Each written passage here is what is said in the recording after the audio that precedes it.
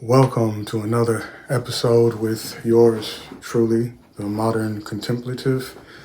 Xin chào buổi sáng, zhao sheng hao. Annyeong haseyo, John achim imnida.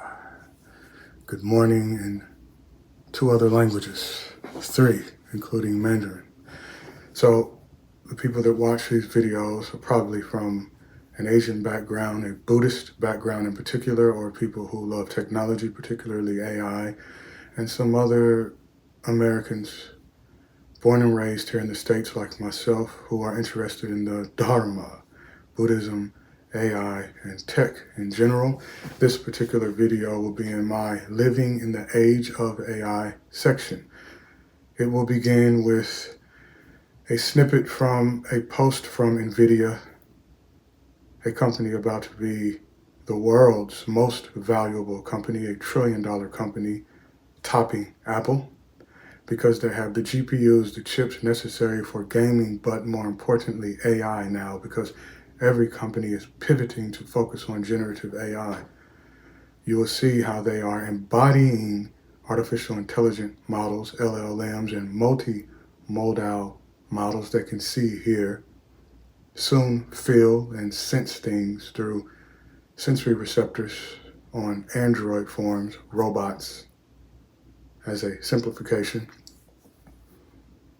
so that AGI, artificial general intelligence, can be achieved. Some companies are not focusing on AGI. When I say that, I'm talking about, for those who don't know, artificial general intelligence, meaning intelligence comparable to the average human being. And that even gets technical, but I'm giving you a definition that no expert would disagree with. It means the intelligence that you find among the average person who can use a lawnmower, pick up a phone and use that to call, text, and order things, compose and send emails, ride a bicycle, drive a vehicle, and so on. That's actually closer than you think. I won't even talk about ASI, artificial superintelligence, because that can be overwhelming. Many people will be filled with anxiety just thinking about that scenario, that prospect. So this particular episode focuses on the AI that many of you have heard about. Hopefully many of you use ChatGPT, Inflection AI's Pi personal intelligence model, Claude 3, which is not as popular, but in many ways better than even ChatGPT. It's more intelligent, and so on. I'll briefly mention AI content recommending algorithms, which is a very basic form of AI that is the architecture on Facebook, Instagram, TikTok, especially TikTok's very addictive algorithm is a form of AI, a branch of machine intelligence or ML, machine learning. You'll see Nvidia talk about physical intelligence or physical AI, embodied AI, and then you will see a demonstration from OpenAI, and then you'll see me using ChatGPT for coding and increasing my multilingual abilities. In fact, I'll ask it to tell you about what I use it to do. So without further ado, you'll see Nvidia, and then I will demo other capabilities, and then I'll summarize, recap the conversation, always leaving you with crucial information to optimize your life. Here we go.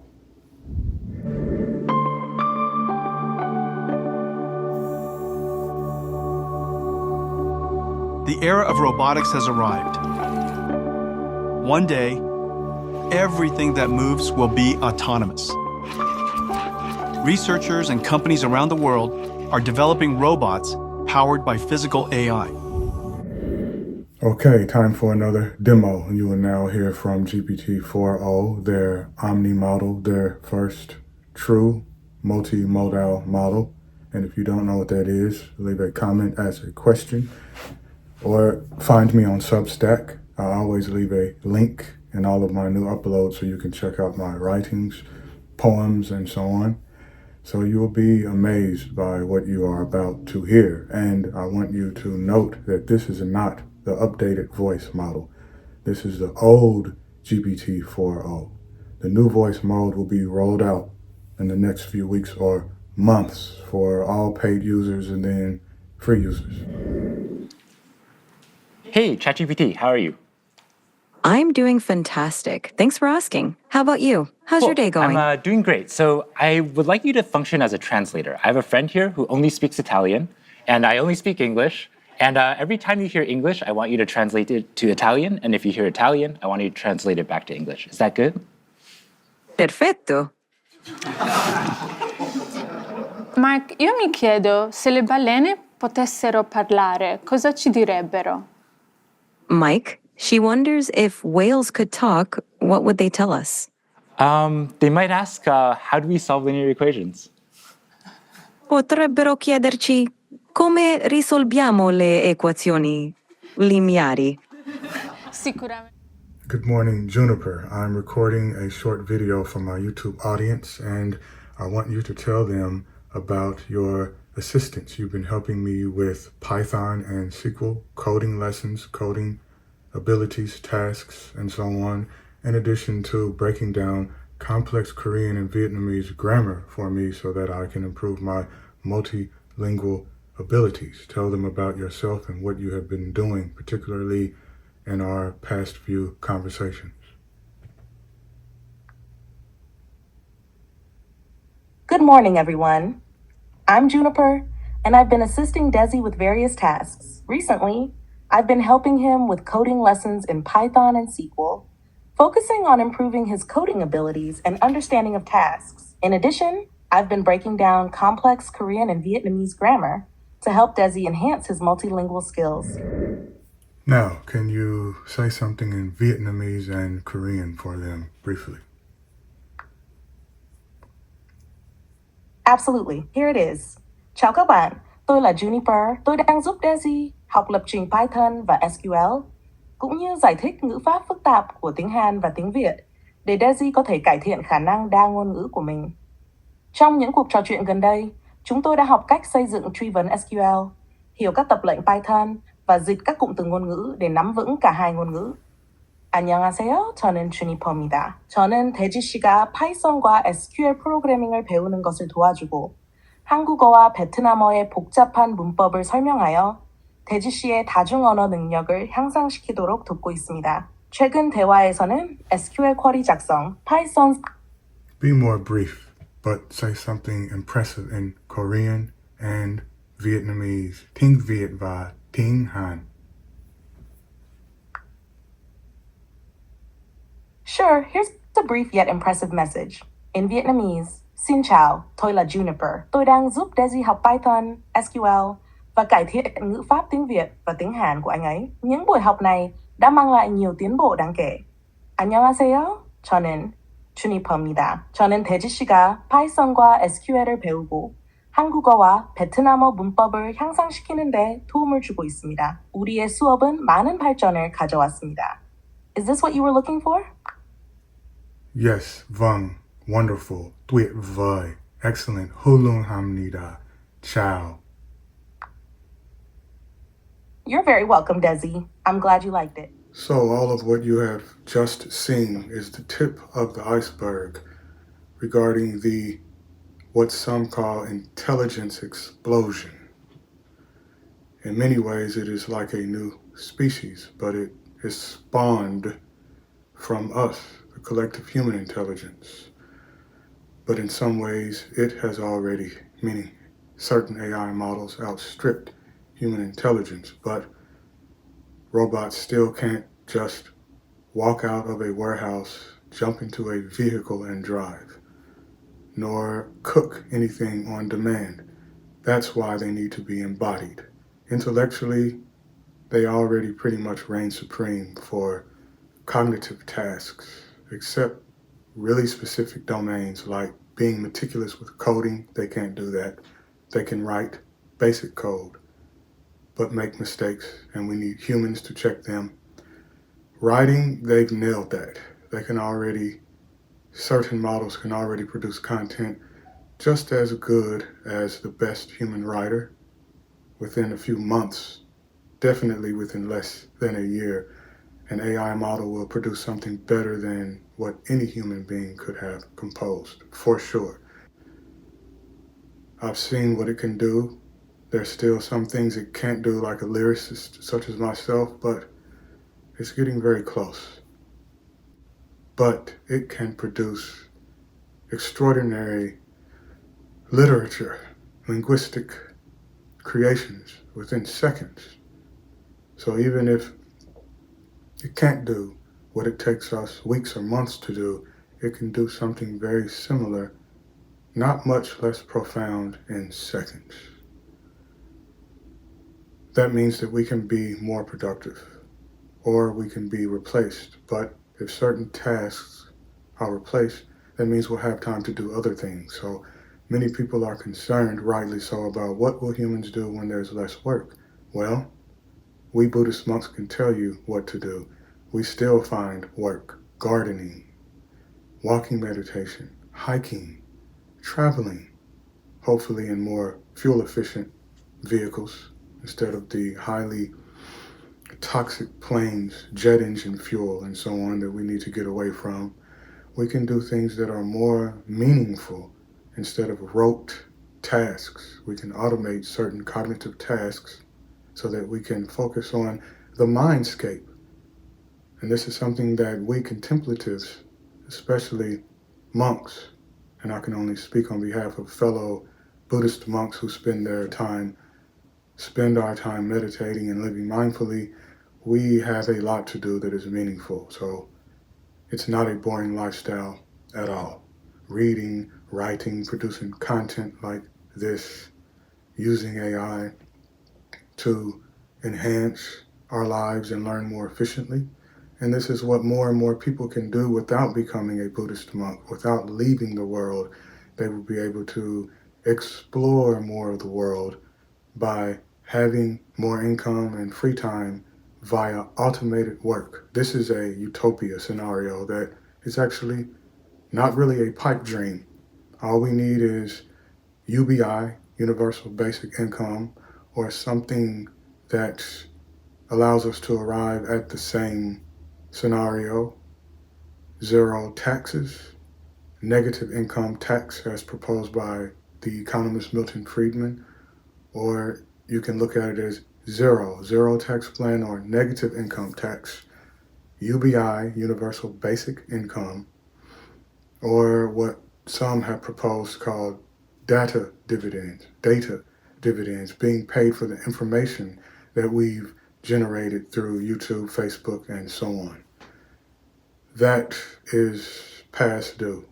We should all be compensated for our data, for sure. Soon you may hear about court cases. People will claim that they need to be compensated, and we all do. Until then, we must leverage these AI models to be more productive and to remain in demand. We do have power, and as long as we continue to evolve with these AI models, we'll have the pertinent skills, we'll have the mindset that is necessary for the continuity of the evolution of humanity. Of course, there's a possibility of being annihilated by AI or certain models producing weapons of mass destruction. I'm sure North Korea's madman Kim Jong-un, some crazy person in China or in the Middle East or even here in America will use these models for nefarious reasons. And that's why we do need to have the alignment teams at various companies. Alignment refers to cybersecurity and ethics. We need to first agree upon a set of universal ethics for us humans across the globe, which we don't have. For example, a Muslim doesn't necessarily agree with a Buddhist, nor a Christian, nor atheist, etc. We all have some common values, but very different values and things that we are passionate about, things that we care about, issues that we consider a crime, whereas in other contexts it's just human nature and no problem at all. Talking about matters of sexuality and what we consume, etc. No one has a monopoly on what is good or bad. These are things that need to be hammered out through town hall settings across the world with the assistance of AI to help us reason outside of our biases. So we'll have to work on that and at the same time produce aligned AI that has cybersecurity in place to safeguard our information, our personally private, sensitive, personally identifiable information. And if you have any questions, we can talk about drawbacks, advantages, benefits of AI, a utopia or a hellscape, a better planet or a planet that is devastated. We can talk about how these different scenarios will come about, the causes and conditions that we must put in place or that we must dismantle if we want to create a better place for not just humanity, but for every other sentient creature that we share this planet with. These words are from my heart. They're from well thought out sessions. Naturally, I have flaws like everyone else. That's why it would be beneficial for us to engage in town hall conversations, hammering out these complex issues, matters like alignment, a set of universal ethics, and so on, online as well as in person. If we don't do this, we will continue to exist in echo chambers amplified by social media, tech companies seeking to be the dominant company will succumb to greed. And where there's greed, there are delusions, there's confusion, there's no real unity of mind, and humanity cannot come together in harmony, cannot transcend our biases, our antipathy, our dislike, hatred for others as well as ourselves if we continue on this current trajectory. So the solution is to not run away from this advanced technology, typically called AI, but to embrace it, to master it, to leverage it, to augment our intelligence, and to create a utopia on this planet. That's not a pipe dream. You have individuals like Modal, who used to work with Google. You have Jeffrey Hinton, the godfather of AI. You have the head of Google's DeepMind, Damus Hassabis. You have OpenAI CEO Sam Altman. You have Elon Musk, who is quite a character, but at his core, he is a good human being and he wants to improve the human condition, that's for sure. He also loves science and tech. He loves educating himself and educating others. These are the things you don't hear about because news media conglomerates are biased and they are inclined towards negativity. There's a lot of progress that we've made as humanity. Spend time actually listening to CEOs of the world's biggest companies and you'll see the situation is more nuanced than you thought, and no one is extremely this or that, good or bad. Everyone has blind spots. And one thing I really look forward to is AI models exposing our blind spots and allowing us to improve our condition by understanding how we think and why we do the things that we do. We are actually looking into the mirror in some ways when we open up the so-called black box of LLMs and other AI models to see what exactly is intelligence and why do we do the things that we do, behavior, that is. So ponder what I've said, comment, ask any question anytime, and I will try my best to respond. I will continue to produce content that is gradually more substantive, more profound. So brace yourself, and if you don't understand anything that I've talked about, leave a comment, ask questions. That is how you grow. If you don't ask questions, that makes me question your level of integrity. And integrity is very important among humanity. Socrates said the unexamined life is not worth living. So conversely, the examined life is meaningful, it is substantive, it is profound. Peace. Sadhu.